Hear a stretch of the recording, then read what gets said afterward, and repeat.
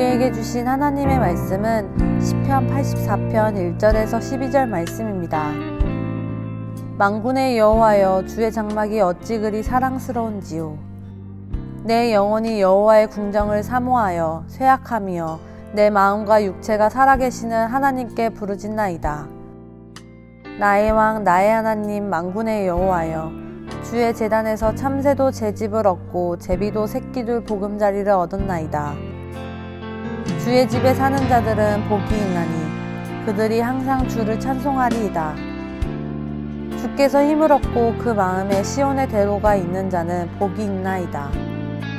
그들이 눈물 골짜기로 지나갈 때에 그곳에 많은 샘이 있을 것이며 이른 비가 복을 채워주나이다. 그들은 힘을 얻고 더 얻어 나아가 시온에서 하나님 앞에 각기 나타나리이다. 만군의 하나님 여호와여, 내 기도를 들으소서. 야곱의 하나님이여, 귀를 기울이소서. 우리 방패이신 하나님이여, 주께서 기름 부으신 자의 얼굴을 살펴보옵소서. 주의 궁정에서 한 날이 다른 곳에서의 첫날보다 나은즉 악인의 장막에 사는 것보다 내 하나님의 성전 문지기로 있는 것이 좋사오니 여호와 하나님은 해요 방패이시라.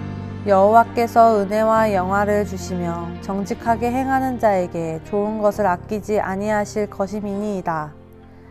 만군의 여호와여, 주께 의지하는 자는 복이 있나이다. 오늘 이 말씀에 많은 은혜 받으시기 바랍니다.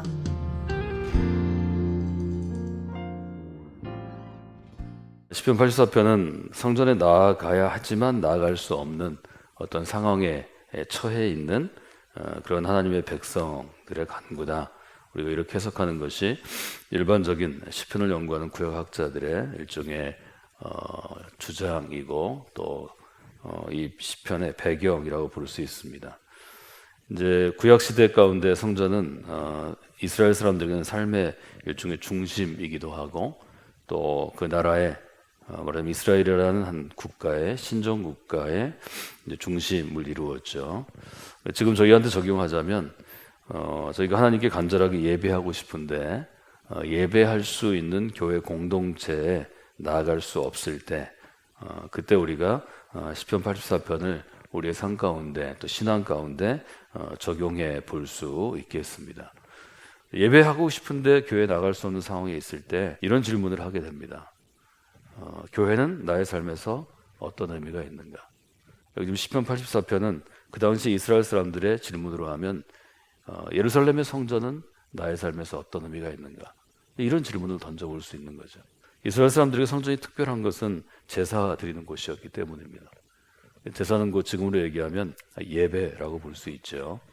성전은 뭐 1절에 주의 장막, 뭐 2절에 궁정, 그러니까 여호와의 왕으로서의 궁정, 또 주의 제단, 주의 집 1절, 2절, 3절, 4절에 쭉 나와 있는데 성전이 중요한 것은 첫 번째로 하나님이 계신 곳이기 때문입니다. 나는 이곳에 머물러 있고 내 눈이 불꽃같이 너희들을 바라볼 것이다. 그래서 이스라엘 사람들에게 성전의 의미는 하나님이 머물러 계신 곳이기 때문에 하나님을 만날 수 있는 곳입니다. 그래서 우리가 그것을 하나님의 임재를 체험하는 곳이라고 부르죠. 임재라는 말은 영어로 presence라는 단어의 일종의 번역입니다. presence는 뭘 얘기하냐면 여러분이 지금 새벽 기도에 참석하셨죠. 참석한 것은 여러분의 몸과 마음이 이 자리에 있는 것입니다. present 그러면 우리가 출석 부를 때 학교에 출석 부를 때 출석했음의 의미입니다. presence는 하나님이 여기에 머물러 계시다라는 뜻이죠. 그래서 성전의 강자가 중요한 것은 첫 번째로는 하나님의 임재를 체험하는 것입니다. 그래서 저희가 예배 찬양 중에 하나가 예수 우리 왕이여 이곳에 오셔서 라는 찬양 저희가 부르죠. 이 찬양이 시작된 1970년대 제가 작곡자 또 작사가의 이야기를 몇 번 해드렸는데 예수님께서 이곳에 왕으로 오셔서 여기 서서 우리의 예배를 받으시고 우리를 다스리시고 우리와 함께하여 주시옵소서. 예배의 임재 찬양으로는 굉장히 중요한 찬양입니다.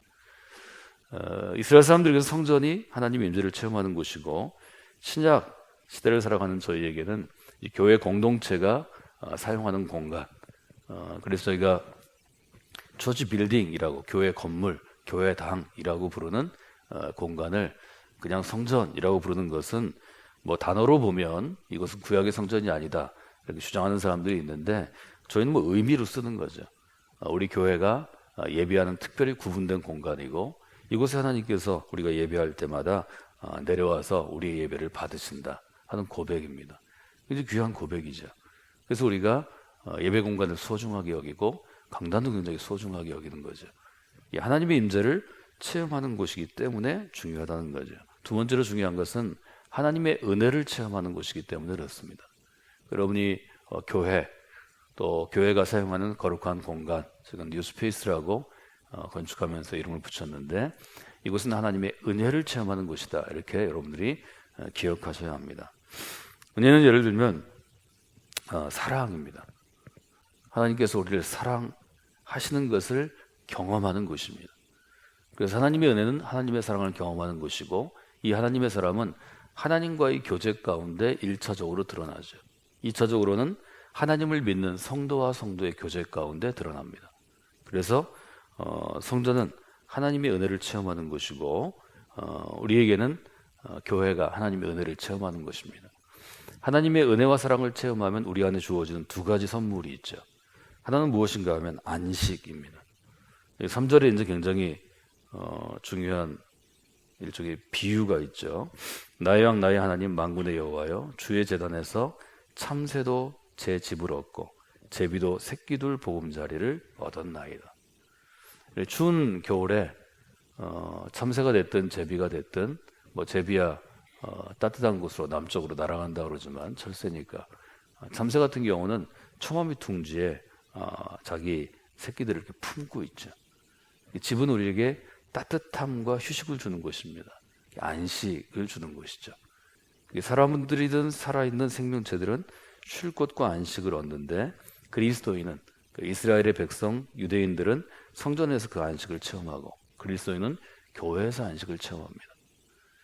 여러분 잘 생각해 보시면 우리가 신앙생활을 좀 잘하고 또 그리스도인들이 안식을 체험하는 곳을 이 대전이라는 도시 가운데 또 대전의 가장 중심 주거 지역인 이곳에 잘 우리가 세워주고 물려주는 것은 중요합니다.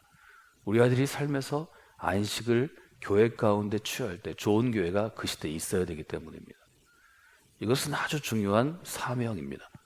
우리가 이 시대에 몇 사람을 어떻게 하고 뭐 건물을 짓고 병원을 하고 학교를 하고 하는 것보다 30년 후에도 이 자리에 지금 우리가 마음으로 기뻐하고 자부하는 것처럼 역동적이고 살아있는 교회 공동체를 남기는 게 중요합니다. 그래야 우리 아이들이 그때 삶의 안식은 언제 필요한가요? 지쳐있을 때 안식이 필요한 것입니다. 힘들 때 안식이 필요한 것입니다. 좀 쉴 수 있는 공동체를 주는 것, 이것은 매우 중요한 일입니다. 이 일을 하기 위해서 우리가 노력하는 게 중요합니다. 또 하나 하나님의 은혜를 체험하는 성도들이 하나님께서 얻는 것은 바로 평화입니다. 예를 들면 참새든지 제비든지 쉴 곳 안에서 얻는 것은 안식을 얻는다는 건 곧 그의 삶에 평화가 임하는 것입니다. 사람에게 영혼의 고향이 있어야 합니다. 영혼이 쉴 수 있는 것, 즉 안식할 수 있는 것, 영혼이 평화를 누리는 것. 대부분 좋은 교회에서 자라나는 사람들은 교회가 영혼의 안식처가 됩니다. 교회가 영혼의 고향이 됩니다. 나의 삶이 나의 인생이 지치고 힘들 때 기억나는 곳이고 찾아가고 싶은 곳이고 돌아가고 싶은 곳이 됩니다. 반드시 이런 곳이 있어야 합니다. 여러분 복 있는 성도는 주의 집을 사랑해야 합니다. 교회를 사랑하지 않는 자가 하나님을 사랑할 수 있다고 저는 보지 않습니다. 교회를 사랑하지 않는 자가 그리스도를 사랑한다고 고백하는 것은 위선입니다. 교회 공동체를 사랑하는 사람이 하나님도 사랑할 수 있습니다. 교회 공동체를 사랑하는 사람이 예수 그리스도도 사랑할 수 있습니다. 사랑하면 함께 있고 싶어 합니다. 두 가지가 있어야 하는데 성도는 그리스도인은 주의 집을 사랑하는 사람이 되어야 합니다.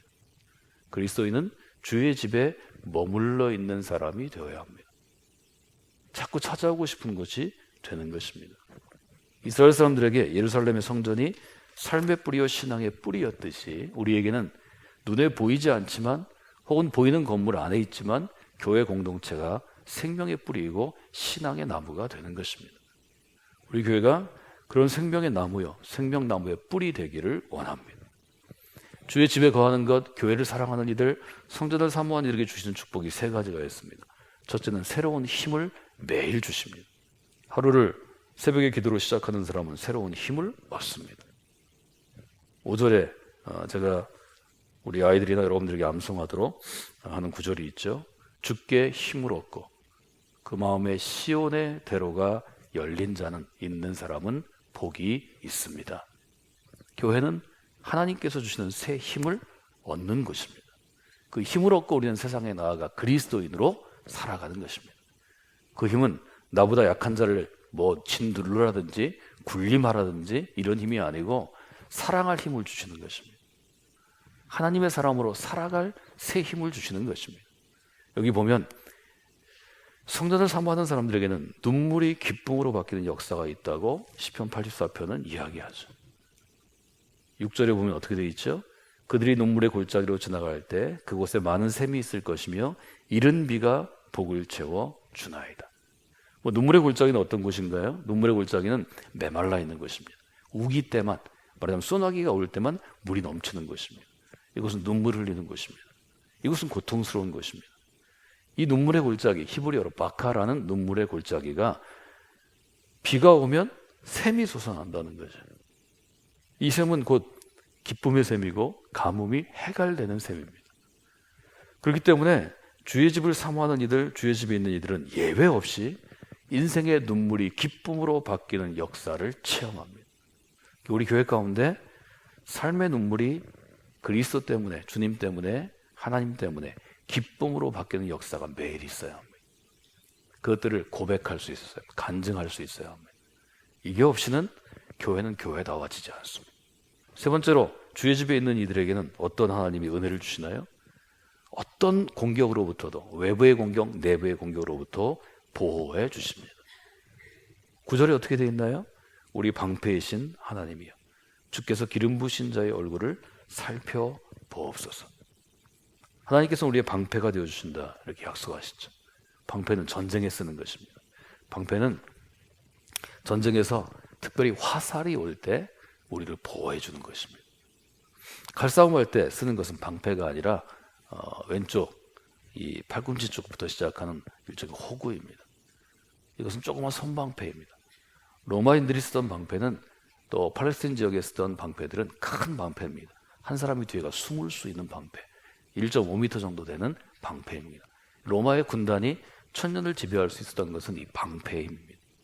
방패를 가진 군대는 칼을 쓰지 않고 창을 씁니다. 화살로부터는 보호하고 외부의 공격이 올 때는, 기마의 공격이 있을 때는 방패를 벽처럼 세우고 방패와 방패 사이에서 칼로 말을 찔러서 넘어뜨립니다. 이들 군사적인 전략입니다. 하나님께서 우리의 방패가 되어주신다는 거죠. 한국처럼 힘들고 어려운 사회에서는 방패가 필요합니다. 여러분의 삶에 하나님의 방패가 되어주시기를 원합니다. 여러분의 자녀들의 삶에 하나님이 방패가 되어주시기를 원합니다.